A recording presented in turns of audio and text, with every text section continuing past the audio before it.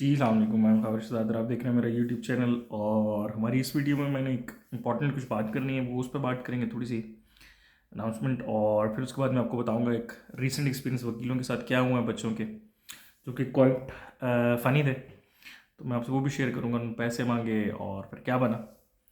तो अनाउंसमेंट सबसे पहले मैंने ये करनी है यार, चूँकि बहुत इंपॉर्टेंट है, एक छोटी सी मेरी अपनी तरफ से बात हुई है कि आप लोगों से कुछ भाई मुझे मैसेज करते हैं, क्वेश्चंस पूछते हैं और या अपना कोई डॉक्यूमेंट शेयर करते हैं और उसके बाद फिर आगे अगला रिप्लाई कर देते हैं कि भाई, मतलब रिप्लाई नहीं, आगे मैसेज कर देते हैं कि भाई ये आप आगे किसी और के साथ शेयर ना कीजिएगा या किसी और को ना बताइएगा अभी।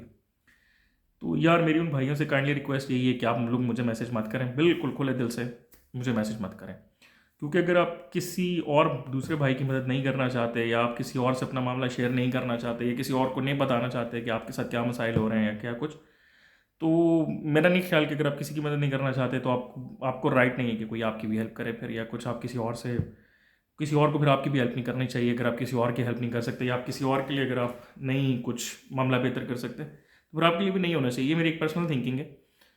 तो मैं, सबको पता है पहले भी कि मैं ऊपर आज तक जितने भी डॉक्यूमेंट्स अगर किसी से शेयर किए हैं तो सारी इन्फॉर्मेशन सब कुछ कट करके करता हूँ। लेकिन फिर भी अगर आपको लगता है कि आपका काम किसी दूसरे की वजह से ख़राब हो सकता है, नज़र जो कि बरा के आपको लग सकती है या कुछ वैसे मामला, बड़े लोग बड़ी बड़ी बातें करते हैं, तो अगर आपको ऐसे सारे मामला आते हैं तो यार फिर आपको बिल्कुल ज़रूरत नहीं है मेरे साथ शेयर करने की और बिल्कुल ज़रूरत नहीं है मेरे तक भी उसको लेके आने की। क्योंकि फिर आपको मतलब खुद उसके साथ डील कर लेना चाहिए जैसे आपको बेहतर लगता है, क्योंकि मुझे ये बिल्कुल अच्छा नहीं लगता। मेरी कोशिश होती है मैं सबकी हेल्प करूं जिस तरह कर सकता हूँ। तो अगर आपको लगता है कि आपकी वजह से ये मामला कुछ किसी और के पता चलने से आपके मामला गड़बड़ हो सकते हैं तो फिर अब उनको अपने तक रखें। अच्छा जी, अब आगे दूसरी बात कि वकीलों ने क्या किया। रिसेंटली दो केस थे मेरे पास और दोनों के वकीलों ने फ़ोन किया फॉर द कैश।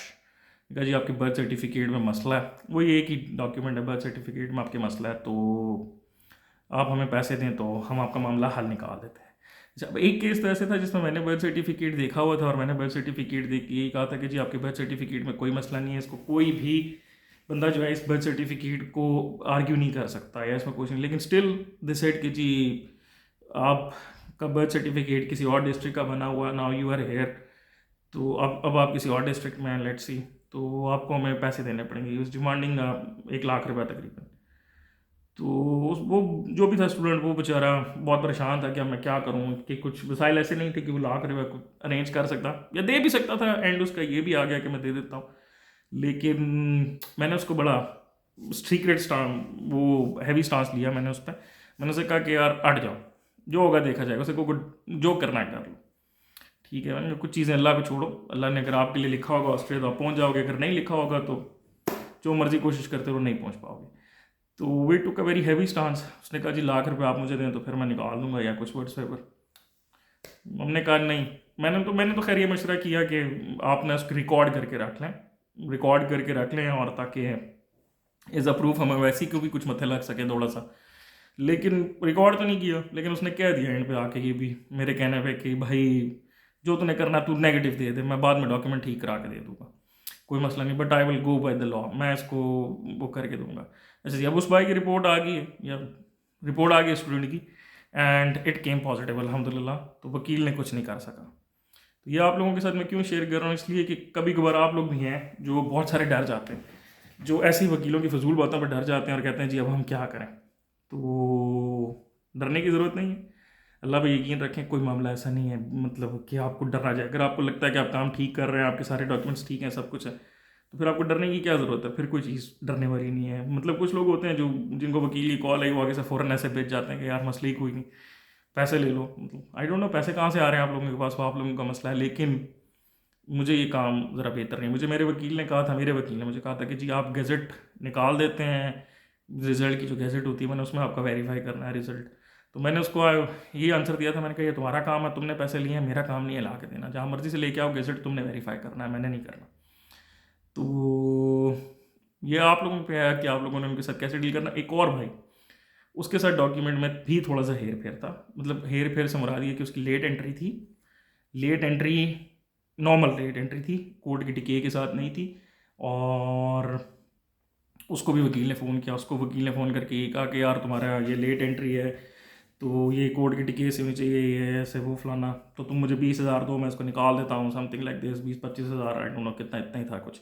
उससे पैसे कम डिमांड किए थे, या वो ले आया था इतने तक निगोसिएशन करके। अच्छा, उसने भी एंड पे ना 20-25 हज़ार नहीं दिए, तो उसका भी पॉजिटिव आ गया अल्हम्दुलिल्लाह, कोई मामला, उसका भी काम ख़राब नहीं हुआ। हाँ, एक भाई और, उसने वकील को पैसे भी दिए, ठीक है, उसने वकील को पैसे भी दिए मामला हल करने के लिए। उसके बाद फिर उसको नेगेटिव रिपोर्ट आ गई है, वकील ने फिर उसका काम नेगेटिव में करके दे दिया, पैसे लेके भी। तो उसके बाद से उसका नंबर भी बांधा है, नौ सारा कुछ। तो ये सारे मामला इस तरह हैं, तो कोशिश ये करें कि पहले अपने मामला जो हैं उनको ठीक करके चलाएं, बिल्कुल जो नॉर्मल हालात हैं वैसे लेके चलें।